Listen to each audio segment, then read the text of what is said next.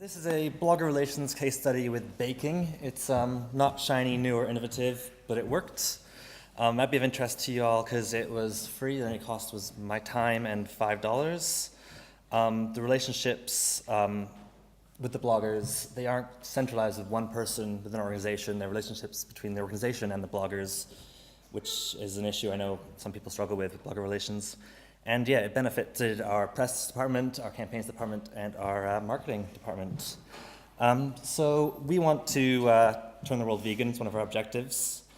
And we wanted to engage with bloggers because not everyone wants to hear from us. So we wanted to promote some different voices and create some vegan advocates. We failed in the past. We had the press department work on it, which tendency to spam press releases isn't really effective for bloggers. So, if you're not from the UK, the Great British Bake Off happened. It's a primetime TV show that for some reason is very popular. People bake cakes on Tuesday or Wednesday morning, and then Wednesday night they watch the Bake Off and tweet along with it. So 3 years ago this was trending every week, and we wanted to know how we can engage with it positively.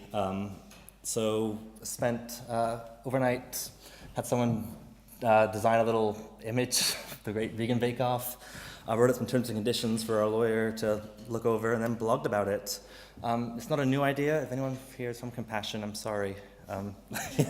Didn't research it before we did it, so there's plenty of other similar things out there. It's just an online baking competition.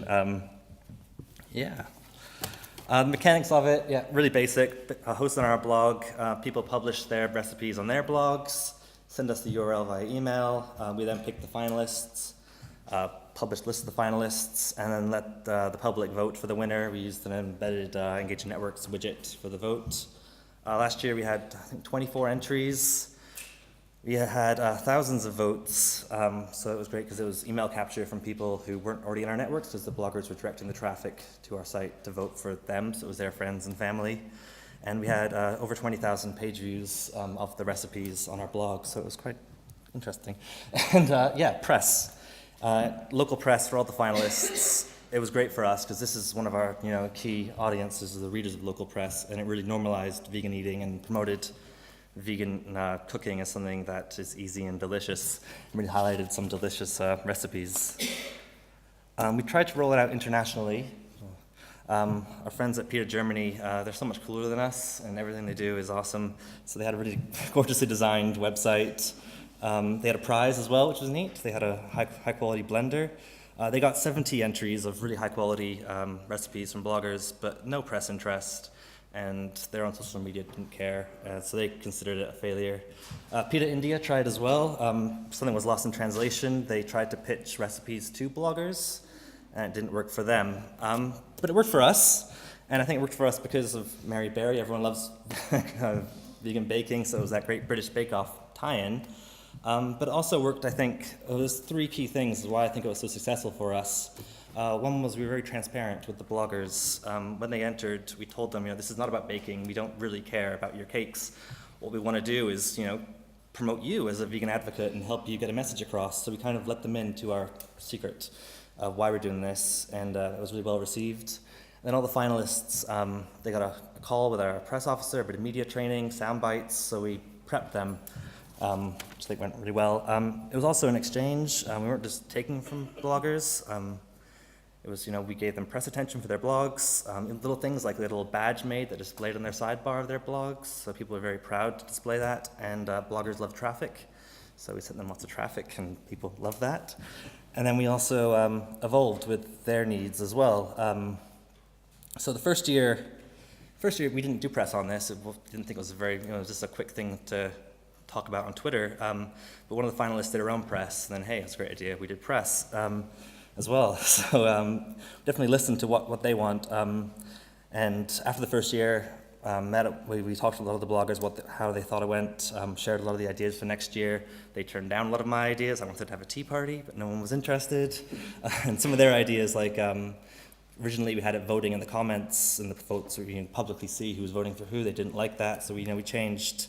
So it's really quite simple. Instead of dictating to the community, we listened and evolved and built it with them rather than, or for them, I guess. Here.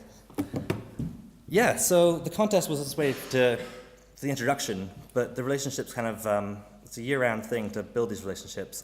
We've done it through press opportunities. We often get journalists come to us looking for recipes, looking for people to talk about veganism. We hand those over to these bloggers who we know are great advocates for us. We tweet their recipes. We try and tweet a recipe a day, so when they have something new on their blog, we're happy to send traffic their way. And we use we work with them.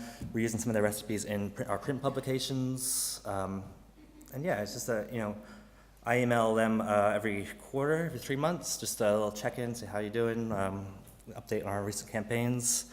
So yeah, and the relationship doesn't just sit with marketing. Our press department's been using this network quite a lot.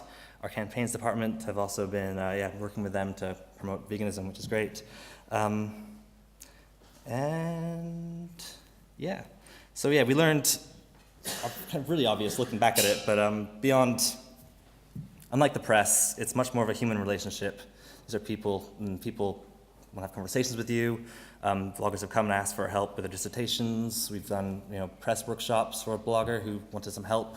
So we definitely give them our time and be friends. So it worked great.